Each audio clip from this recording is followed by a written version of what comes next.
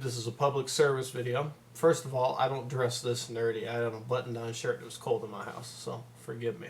Also, I'm really tired. Look at the circles under my eyes. Wow. Anyway, let's talk about sound deadening, because this is one of the areas in car audio that has most of the misconceptions. And I've probably talked about this stuff in my other videos, but I don't think I have a sound deadening or sound dampening video. So this is going to be that, and we're going to learn all about sound dampening, sound deadening, stopping rattles, making a car real quiet. And what I'm going to first do is educate you, because I think information is the most important thing. And before I tell you, oh, just do this and fix the problem, I'm going to help you understand the problem. So if you're not into learning while you watch a video, then you better just click off this one. Okay. Chances are you know about sound deadener because you have a problem in your vehicle. Either you have a compact car and your vehicle is too loud on the inside, like when you drive on the highway, or you have subwoofers in your trunk and the sheet metal is rattling. Well, those are two distinctly different problems, and we're going to analyze both of them and talk about how to solve those problems. Let's first start with a rattly trunk caused by subwoofers. The reason why you're hearing the rattle is because the sheet metal in your trunk, and often on other parts of your car, is relatively thin and has a resonant frequency which is audible. For example, this empty can of Drank, which is the relaxation beverage, tastes like grape soda, has an audible resonant frequency. I don't know if you can hear, but it rings when you thump it. Now, this speaker, small 4 here, when we thump it, I'm making the magnet make noise, but thump it all you want, it doesn't have a little ting to it because it's resonant frequency. It's probably quite a bit lower than the range of human hearing.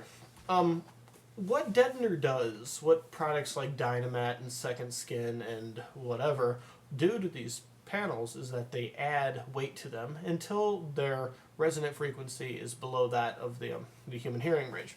If you have two like big 15s in your trunk, you're not going to totally eliminate the rattling of the trunk unless you increase the weight like 10 times over. But you can make it so that it rattles, but it's a rattle that you don't hear as easily. It's not nearly as, it's more of a than a makes sense. In my opinion, if you're just trying to eliminate rattles by adding weight to a panel, then Deadener, like Dynamat or Second Skin, is not the way to go.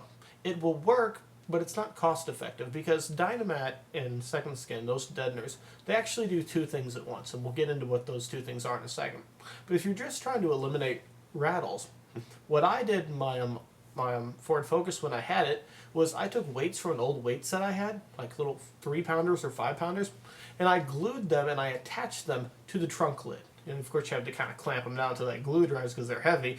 But once I did that, it took care of the rattles better than I think any Deadener could have, because the trunk ended up weighing so much that it wasn't able to rattle. And I think the glue may have maybe $10, and that's being exaggerating a bit, but comparing that to $200 to deaden a trunk. So what is the purpose of a foil back deadener like Second Skin? Before we talk about that, let's talk about how, if your ride is loud and you want to make that more quiet. Alright, here's where you want to use the deadener, because you need basically a sound barrier throughout the floor of the car and maybe the doors and the headliner and the firewall, whatever. But let's start with the floor, because most of the noise is going to get transferred up from the road to through the floor. What the foil, the metal part, the foil on those deadeners does is it does block some of the sound at certain frequency ranges, and it also does a very good job of blocking heat. Okay, so if you line your firewall with it, it's if you drive like a really expensive sports car, like a Dodge Viper, for example, that engine's kick in, it'll block the heat and it'll keep the car from getting hot. But as a sound dampener, or something that make a room more quiet, it's not as effective as like a closed cell foam, which is much better at blocking frequencies, all throughout the human hearing range, not just bass. So if you're looking to make your car more quiet, an initial layer of a deadener like Second Skin is a great idea, but you're going to want closed cell foam too. And if you do that in all parts of your vehicle will be more quiet. So we need to recognize that eliminating rattles and eliminating ambient noise are two different things. And your deadeners, like Second Skin, pretty much kind of do double duty on that. So if you're just trying to eliminate rattles, try adding weight to the panels without the deadener. It's a lot cheaper. Now let's talk about some different brands of deadeners. Chances are you've been shopping. The first thing everybody knows about is Dynamat, because I think it's the company with the most money, and they make great products, but they cost a lot. It's in a sense it's like JL Audio. JL Audio makes great subs. I'm not hating on the W7, but I don't think I think that you can get a sub that's every bit as good for less money, you know. But you're paying for that name, and the same thing is you're paying for that name with Dynamat. Now, in my opinion, the best deadener is the Amplifier Pro from the Second Skin company. It's got the thickest foil, it weighs the most per square feet, and it's cheaper than Dynamat Extreme, although the two are very comparable. A lot of people have been kind of jumping on board with this idea of buying these roofing materials like Quick Roof or Peel and Seal, and making, in my opinion, the somewhat ignorant claim that they're going to work just like Dynamat. Well, they will, and in principle they're the same, but people are like, I got 12 square feet of this for 1/4 the cost of the Dynamat. Well, you did, but Dynamat, because it weighs about twice as much per square foot, is actually twice as effective. So although you might be saving a little money with the Peel and Seal or the Quick Roof, you're going to have to use about twice as much of it to get the same deadening results as you would with Dynamat or Second Skin.